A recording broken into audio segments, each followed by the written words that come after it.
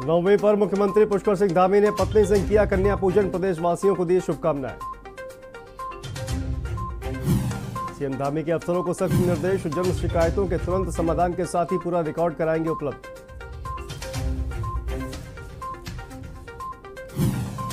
देहरादून में 100 दिन में बनेगी उत्तराखंड की नई पर्यटन नीति, निवेश को बढ़ावा देने की तैयारी।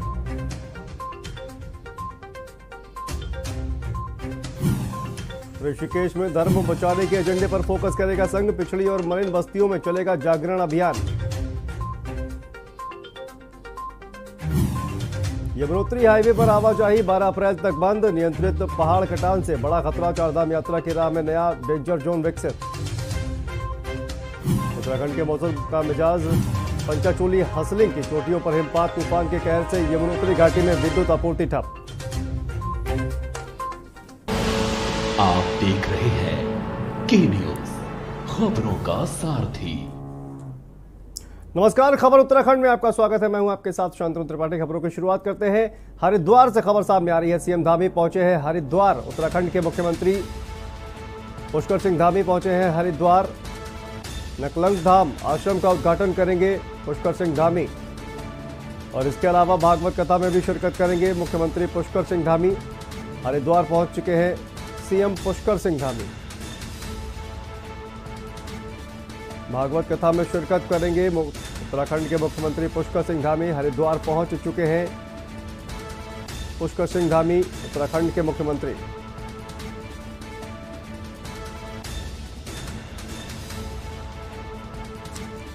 हरिद्वार से खबर सामने आ रही है। सीएम धामी हरिद्वार पहुंच चुके हैं और नकलंक धाम आश्रम का उद्घाटन करेंगे सीएम पुष्कर सिंह धामी। इसके अलावा भागवत कथा में भी शिरकत करेंगे पुष्कर सिंह धामी।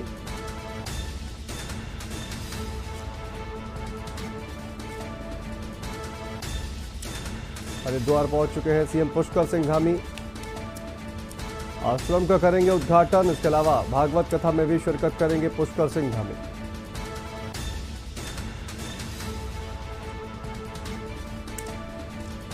नकलंक धाम आश्रम का उद्घाटन करेंगे सीएम पुष्कर सिंह धामी।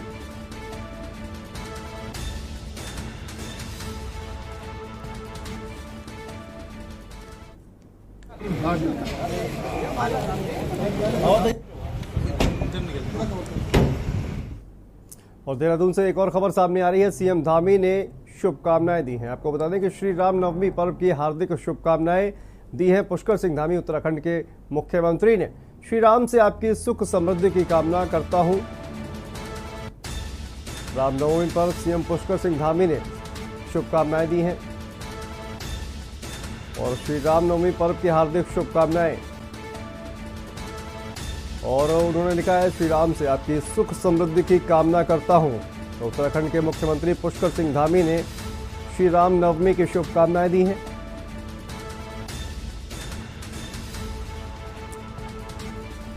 सीएम पुष्कर सिंह धामी ने दी है रामनवमी की शुभकामनाएं। आपको बता दें कि आज पूरे देश में रामनवमी का पर्व मनाया जा रहा है और श्री रामनवमी के पर्व की हार्दिक शुभकामनाएं दी हैं पुष्कर सिंह धामी ने। उन्होंने लिखा है, श्री राम से आपकी सुख समृद्धि की कामना करता हूं।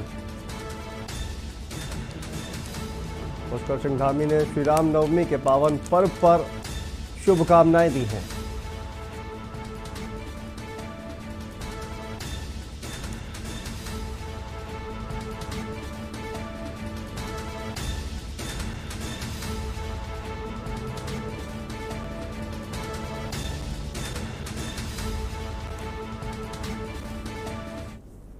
बढ़ते हैं अगली खबर की तरफ। खबर उत्तरकाशी से सामने आ रही है, जहां पर नौगांव विकासखंड के डामटा बाजार में शॉर्ट सर्किट होने से एक दुकान में आग लग गई। दुकान में रखा सारा सामान जलकर राख हो गया। स्थानीय लोगों ने बड़ी मशक्कत के बाद आग पर काबू पाया और अग्निशमन की गाड़ी भी बड़कोट से रवाना हुई।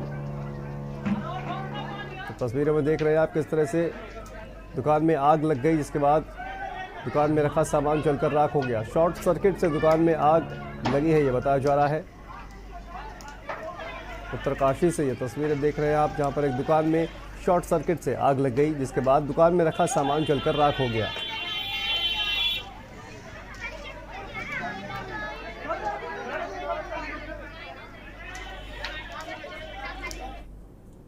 और अगली खबर श्रीनगर से सामने आ रही है, जहां पर उत्तराखंड में बेरोजगारी की समस्या हर साल बढ़ती जा रही है।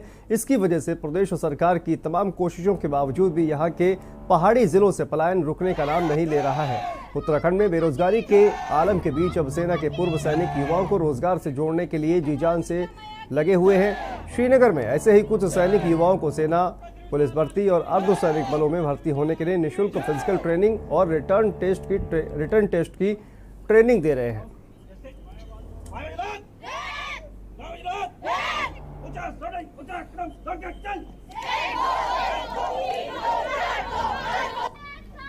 जितेंद्र धिवान, अध्यक्ष लक्ष्य फाउंडेशन सोसाइटी उत्तराखंड। देखिए, जो आपने कहा कि क्यों आप ऐसा मतलब इस प्रकार का ये कर रहे हैं, एक्चुअली मैं भी आर्मी से रिटायर्ड हूँ और निश्चित रूप से मैं 2017 में जब से पेंशन आया था तो उसके बाद हमने आके उसके बाद से हमने ये पहल स्टार्ट कर दी कि हम अपने पहाड़ी क्षेत्र के बच्चों को जो है सेना के लिए, पुलिस के लिए, डिफेंस सेक्टर में जो भी जिस सेक्टर में जाना चाहता है उस सेक्टर के लिए हम इन्हें मजबूत करें। और हमारी ये पहल जो है रंग लाई है। अभी तक जो है मैं अगर लक्ष्य कोचिंग इंस्टीट्यूट की अगर बात करूँ, ये इंस्टीट्यूट कोटद्वार में संचालित हो रहा है, देहरादून में है, नजीराबाद में है। लड़कियां कुछ नहीं कर सकती। आज के टाइम में लड़कियां सब कुछ कर सकती हैं और लड़कियां आप देख रहे होंगे लड़कों से ज़्यादा तो यहाँ लड़कियां ही हैं। लड़कियां सब कुछ कर सकती है। तो किस चीज़ की तैयारी चल रही है बेटे आपको? अभी तो सब पुलिस की तैयारी कर रहे हैं क्योंकि उसी की पोस्ट आई है ना फिलहाल लड़कियों की। तो जिस तरह पोस्ट आ रखी है तो किस कब से इंतजार है कि कब भर्ती है?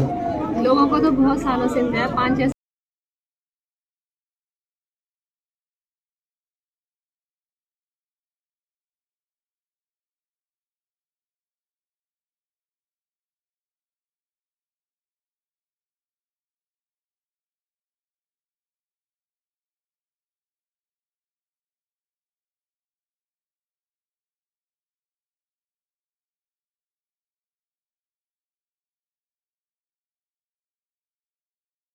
की कोई खबर नहीं है।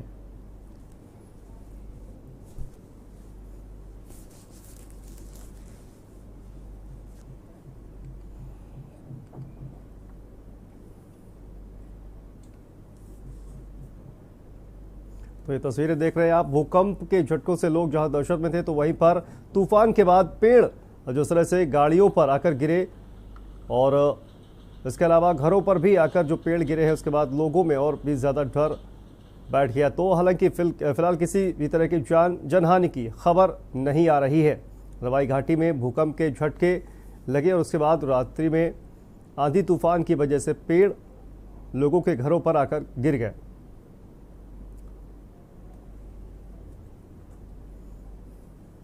विधानसभा चुनाव के बाद अब आपसी रंजिश को राजनीतिक रंग देने का दौर शुरू हो गया है। एक समुदाय के दो पक्षों की लड़ाई को अब राजनीतिक दंग देने की कोशिश की गई है। रुद्रपुर के भूत बंगला में दो बच्चों की लड़ाई में एक पक्ष ने आरोप लगाया है कि कुछ लोगों ने उसके साथ मारपीट इसलिए की क्योंकि उन्होंने भाजपा को वोट दिया, जबकि दूसरे पक्ष ने बताया कि मैं भी भाजपा का कार्यकर्ता हूं। मामला छोटे बच्चों के खेलने को लेकर लड़ाई में मारपीट हुई है। हालांकि पुलिस ने दोनों पक्षों के खिलाफ मारपीट का मामला दर्ज करते हुए कहा कि मामले की जांच की जा रही है, उसके बाद ही सच्चाई सामने आ पाएगी।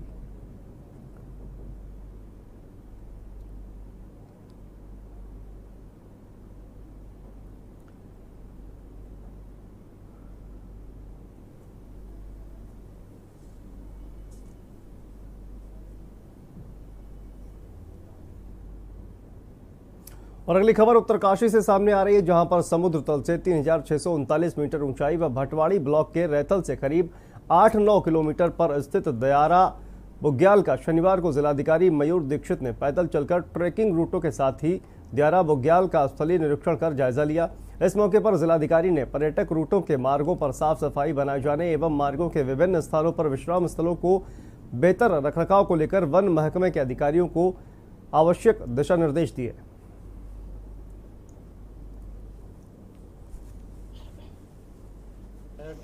दहरा बुग्याल और फिर दहरा बुग्याल से बारसू के जो ट्रैक मार्ग है और जो कार्य किए गए वन विभाग के द्वारा उसका निरीक्षण भी किया गया और साथ ही बारसू में यहाँ के ग्रामीणों द्वारा कुछ यहाँ की जो मांगे हैं उसका पत्र भी मुझे दिया गया है। साथ ही वन विभाग के द्वारा जो ट्रैक मार्ग में जो जिला योजना की अन्य मदों से जो कार्य किए गए हैं, जो लैंडस्लाइड वहाँ पे कुछ जगह स्लाइड हो रखी है, वहाँ पे जो कार्य किए जाने उसके बारे में भी चर्चा की गई और तो अगली जिला योजना में ये सारे कार्य प्रस्तावित किए गए। और भूमाफियाओं के आगे क्यों नतमस्तक है प्रशासन और प्राधिकरण?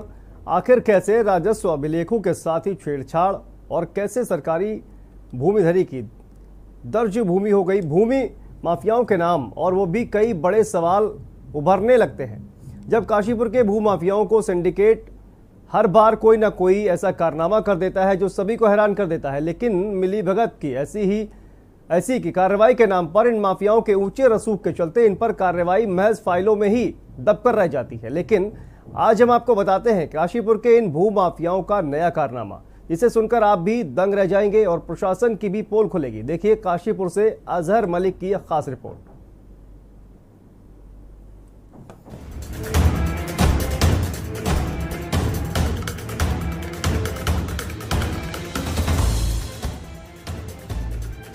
राजस्व अभिलेखों के आधार पर दर्ज सरकारी भूमि या यूं कहे कि नॉन एज ए ग्राम समाज खेती की भूमि जो किसी दूसरे के नाम पर दर्ज नहीं हो सकती है, ऐसी जमीनों को फर्जी तरीके से अमल दरामद कर ट्रांसफर कर दी गई है। ये खेल सिर्फ भूमाफियाओं ने अकेले नहीं खेला, बल्कि राजस्व अभिलेखों के साथ खिलवाड़ बिना मिलीभगत के नहीं हुआ होगा। यही नहीं, सरकारी तंत्र की लचर व्यवस्था का फायदा उठाते हुए भूमाफियाओं ने सरकारी भूमि को अपने नाम दर्ज कर अब यहाँ अवैध रूप से निर्माण भी शुरू कर दिया है। जहाँ अवैध रूप से मिट्टी की भरान भी शुरू हो गई है, लेकिन तहसील कर्मचारी हो या फिर प्रशासनिक अमला अपनी कुर्सियों से हिलने को तैयार नहीं है। लिहाजा माफिया राज के सामने नियमों की जमकर धज्जियां उड़ाना तो लाजमी ही है। वहीं इस बारे में जब एक स्थानीय व्यापारी ने शिकायत दर्ज की तो उनकी शिकायत भी फाइलों में दबकर रह गई।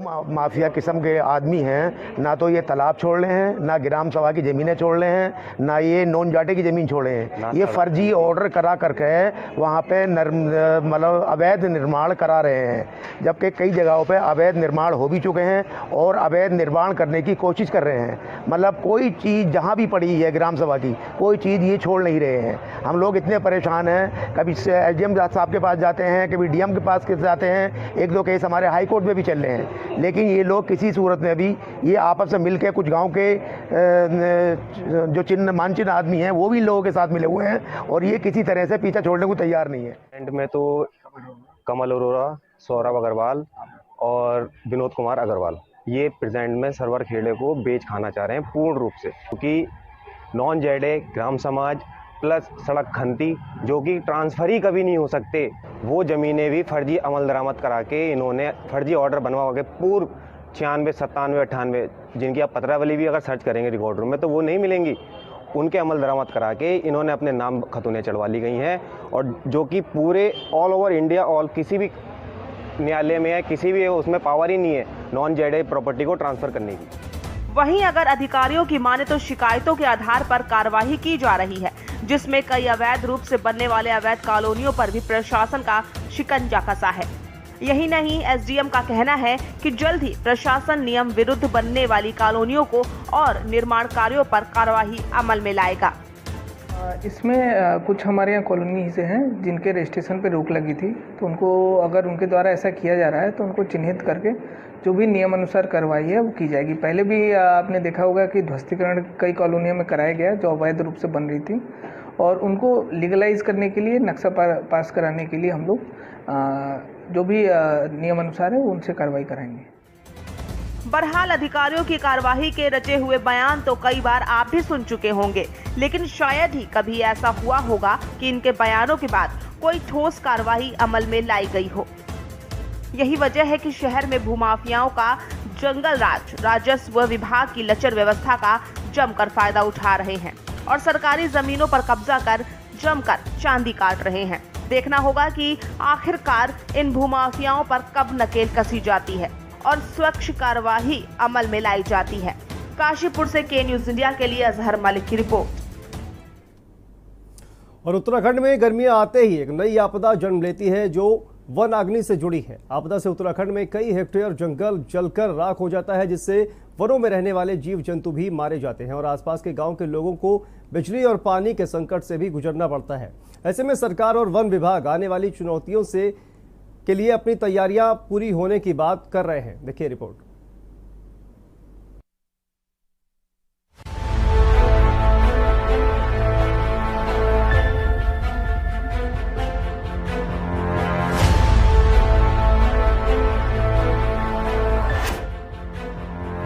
उत्तराखंड में गर्मियों के सीजन की शुरुआत होते ही पहाड़ों पर जंगलों में आग का तांडव शुरू हो जाता है। हर साल सर्दी बढ़ने के साथ साथ आग की घटनाओं में भी तेजी से इजाफा होता है। इस तरह की जंगल की आग से बचने के लिए वन विभाग हर साल लाखों रुपए खर्च करता है। वन विभाग भी अपने कर्मचारियों की छुट्टियों को रद्द करते हुए हर साल आग से बचाव के लिए नए नए उपाय खोजता है। लेकिन बावजूद इसके हर साल उत्तराखंड में कई हेक्टेयर जंगलों में आग लगने की घटनाएं सामने आती रहती हैं।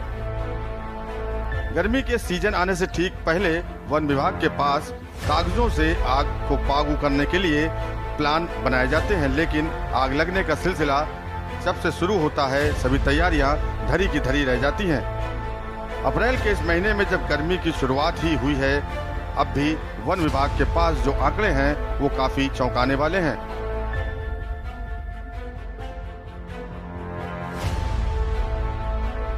जबकि आगे अभी और भी गर्मी बढ़ रही है। आपको बताते हैं कि अब तक कितना जंगल जलकर राख हुआ है और कितना नुकसान अभी तक वन विभाग को हो चुका है। देखिए, ये एक बहुत बड़ा चैलेंज है। जहाँ भी वन अग्नि दुर्घटना की बात है, जहाँ तक तो वन विभाग पूर्ण रूप से सजग है और हमने अपनी पूरी तैयारी की है। हर जिले में लगभग 15 क्रू स्टेशन और मॉडल क्रू स्टेशन बनाए हैं। इसके साथ साथ लगभग 7000 आदमी हम लोगों ने वन अग्निशमन के लिए इस सीजन के लिए तैनात किए हैं हमारा। और जो भी स्टाफ है अपरिहार्य कारणों को छोड़ते हुए सबकी छुट्टियां अग्निकाल में हम मंजूर नहीं कर रहे हैं, ताकि स्टाफ मौके पे और जंगलों में बना रहे। और इसके साथ साथ हम जो FSI से हमें अलर्ट्स मिल रहे हैं, फॉरेस्ट सर्वे ऑफ इंडिया से, इसके अलावा Indian institute of remote sensing से भी हमने एक ऐप लिया है उनसे और MOU साइन किया है, जिससे मोबाइल में ऐप डाउनलोड करके हमें तुरंत सूचना कोई भी जन सामान्य भी उसको ऐप डाउनलोड करके हमें दे सकता है। वन क्षेत्रों में आग का तांडव 15 फरवरी से 3 अप्रैल 167 वनों में आग लगने की घटना है। आरक्षित वन क्षेत्रों में 129 तो सिविल में 48 घटनाएं हुई। 1.5 महीने में करीब 214.11 हेक्टेयर वन क्षेत्र में आग लगी। आपदा के चलते विभाग को करीब 6 करोड़ से ज्यादा का नुकसान। दरअसल आग लगने की घटनाएं वन पंचायत के जंगलों के बजाय आरक्षित वनों में ज्यादा दिखाई देती हैं। ऐसे भी एक सवाल यह उठता है कि वन क्षेत्रों में प्लांटेशन को लेकर जो गड़बड़ी के सवाल उठते रहे हैं, कहीं इन आग की घटनाओं का उससे कोई सीधा कनेक्शन तो नहीं। वैसे तो यह जांच का विषय है, लेकिन विपक्ष में बैठी कांग्रेस इस मामले में आती है कि पहाड़ों पर रहने वाले लोगों को जंगल से दूर करने के कारण भी आग लगने की घटनाओं में इजाफा हो रहा है। बेहतर होगा कि सरकार लोगों और वनों के बीच सामंजस्य को बरकरार रखे, जबकि सरकार भी अपने दावे कर रही है कि इस बार वन विभाग की तरफ से पूरी तैयारियां की जा चुकी हैं, जिनसे लोगों को किसी भी तरह की दिक्कतों का सामना नहीं करना पड़ेगा। साथ ही वनों में आग लगने की घटनाओं में भी कमी आएगी। इसमें कोई दिक्कत नहीं है, मतलब क्या संशय नहीं है कि जब आग लगती है तो पानी और बिजली दोनों का संकट रहता है। तभी ये मॉक ड्रिल एक्सरसाइजेज की जा रही हैं कि हम कैसे कंट्रोल करें, कैसे हम जो नुकसान हो उसे सीमित कर सकें, कैसे हम पैरेलल व्यवस्था कर सकें कि अगर यहाँ कुछ होता है तो दूसरा एंगल से कहीं दूसरी जगह लाइंस को आगे कंटिन्यू किया जा सके, दूसरी जगह बिजली का जो डिस्ट्रीब्यूशन है उसमें दिक्कत ना है। तो उस दिशा में सरकार गंभीर है और सोच समझ के काम करे। उत्तराखंड में वन विभाग द्वारा आग बुझाने के लिए हाई टेक्निक का भी प्रयोग किया जा रहा है।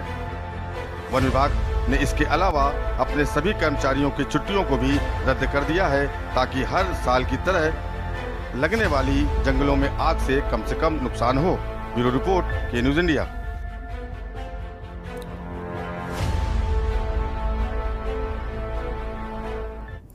और आपको सीधा गोरखपुर लिए चलते हैं, जहां पर उत्तर प्रदेश के मुख्यमंत्री योगी आदित्यनाथ पहुंचे हुए हैं। आज राम नवमी के अवसर पर प्रभु श्री राम की पूजा अर्चना करते हुए नजर आ रहे हैं उत्तर प्रदेश के मुख्यमंत्री योगी आदित्यनाथ। सीधी तस्वीरें गोरखपुर से देख रहे हैं आप, जहां पर योगी आदित्यनाथ उत्तर प्रदेश के मुख्यमंत्री पहुंचे हुए हैं और आज रामनवमी के अवसर पर प्रभु श्री राम की पूजा अर्चना करते हुए नजर आ रहे हैं और रामलला को झूला झुलाते हुए नजर आ रहे हैं उत्तर प्रदेश के मुख्यमंत्री योगी आदित्यनाथ। और इसी कार्यक्रम में आपको बता दें कि मुख्यमंत्री योगी आदित्यनाथ ने रामलला की आरती में भी हिस्सा लिया और रामलला की आरती भी की है उत्तर प्रदेश के मुख्यमंत्री योगी आदित्यनाथ ने।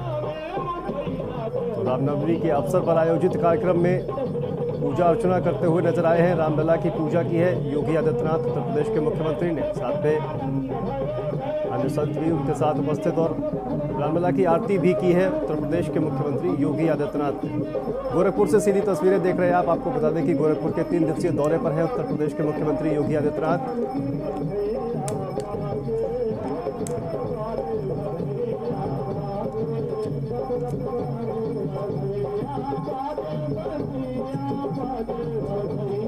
सीधी तस्वीरें गोरखपुर से देख रहे हैं आप। उत्तर प्रदेश के मुख्यमंत्री योगी आदित्यनाथ गोरखपुर पहुंचे हुए हैं। रामलला की आरती करने के बाद, पूजन करने के बाद ये तस्वीरें सीधे गोरखपुर से, जहां पर योगी आदित्यनाथ रामलला का पूजन अर्चन करते हुए और इसके साथ साथ रामलला की आरती भी की है उत्तर प्रदेश के मुख्यमंत्री योगी आदित्यनाथ ने।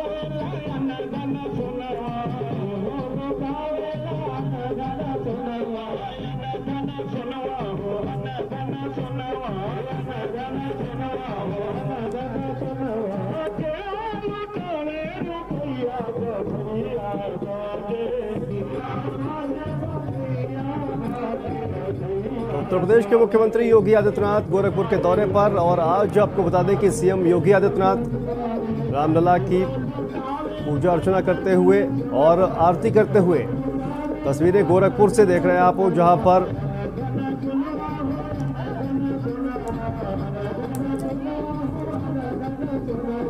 तो रामलला की पूजा अर्चना करते हुए नजर आए योगी आदित्यनाथ। और इससे पहले आपको बता दें कि आज सुबह ही सबसे पहले जनता दरबार लगाया उत्तर प्रदेश के मुख्यमंत्री योगी आदित्यनाथ ने, जहां पर तमाम फरियादी पहुंचे हुए थे और अपनी फरियाद लेकर सीएम योगी आदित्यनाथ के सामने जनता दरबार में पहुंचे तमाम फरियादियों की फरियाद उत्तर प्रदेश के मुख्यमंत्री योगी आदित्यनाथ ने सुनी और इसके साथ साथ उन्होंने तमाम अधिकारियों को निर्देश दिया। उसके बाद मुख्यमंत्री आरोग्य मेले का शुभारंभ किया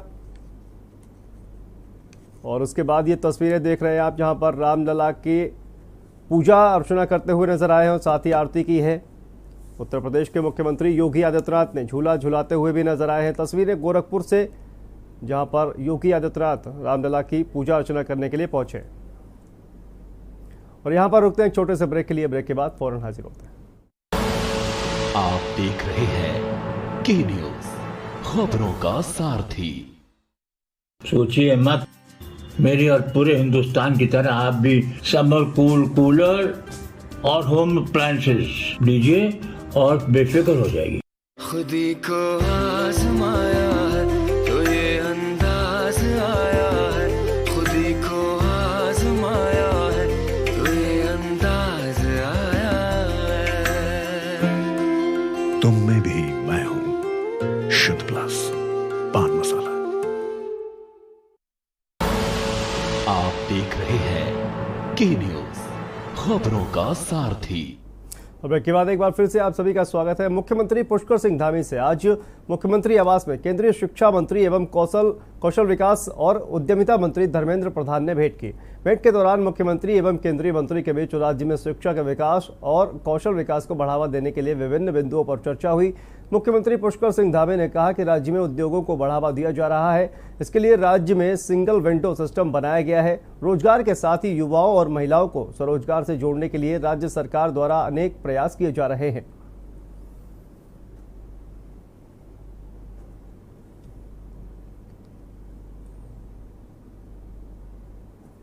उत्तराखंड के अंदर जो हमारी शिक्षा विभाग है या शिक्षा व्यवस्था है, वो बहुत मैं कहूँ कि प्रमुख व्यवस्था एक वो है, प्रमुख विभाग भी है, प्रमुख हमारे यहाँ का कार्य भी है। तो उसको लेकर जो चूँकि हमारे बहुत सारे स्थानों पर अभी केंद्रीय विद्यालय खुलने हैं, उसको लेकर चर्चा हुई है। शिक्षा व्यवस्था को और कैसे बढ़ा सकते हैं, नई शिक्षा व्यवस्था जो नई शिक्षा नीति आई है नई शिक्षा नीति आने के बाद और हमारा यहाँ पर उत्तराखंड के अंदर भी शिक्षा का